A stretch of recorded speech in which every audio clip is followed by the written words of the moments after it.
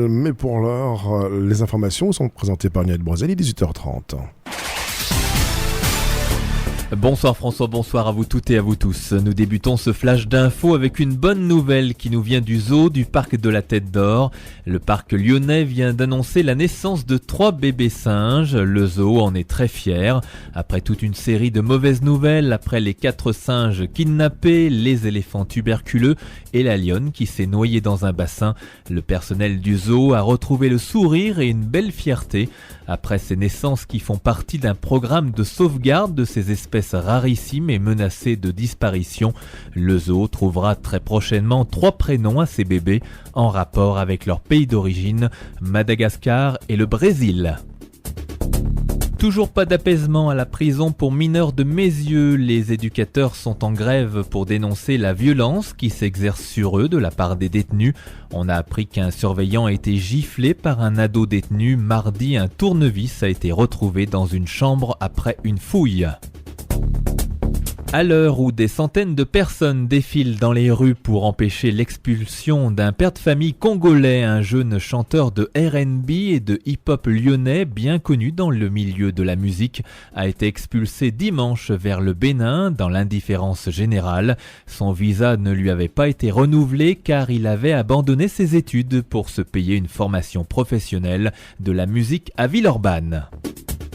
Un mot de politique, Alexandre Gabriac, le jeune élu isérois du conseil régional qui est apparu il y a quelques semaines sur une photo faisant le salut nazi, a été hier exclu du Front National.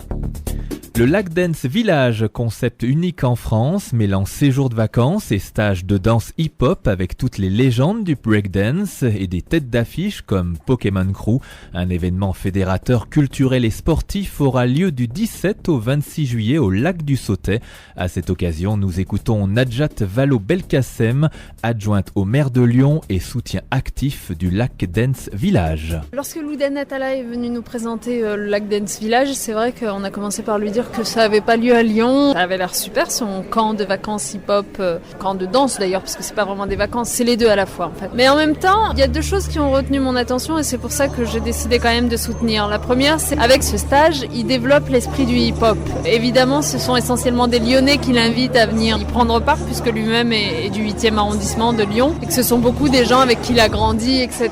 Or, l'esprit du hip-hop et des cultures urbaines de manière générale, c'est vraiment au cœur de nos politiques culturelles aujourd'hui à la ville de Lyon, en tout cas de ce que moi je cherche à promouvoir avec le street day, avec l'original hip-hop, avec plein de choses tout au long de l'année qui font vivre cette idée que les cultures urbaines ont toute leur place et même une place de choix dans notre ville, avec les champions qu'on a. La deuxième chose, c'est que Louden m'a parlé justement d'un certain nombre de jeunes qui, dans ces quartiers un peu difficiles, dans des situations économiques pas simples, mais passionnés de hip-hop, voudraient pouvoir venir assister à ce camp, participer à ce camp, mais n'avaient pas les moyens. Et finalement, je me suis dit que c'était ça la bonne idée, c'était de leur offrir la chance de pouvoir y aller, en prenant en charge leurs frais en quelque sorte. C'est pour ça que la subvention que nous apportons prendra en charge ces frais de 20 jeunes. On laisse quand même une petite partie à leur charge parce que c'est important quand même qu'ils puissent avoir conscience de l'acte.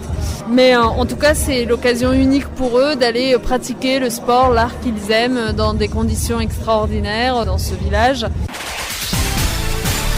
Votre météo à Lyon pour demain, même type de temps qu'aujourd'hui, assez chaud et sec avec un peu de vent de sud, comptez 9 à 12 degrés le matin, 23 à 24 degrés l'après-midi.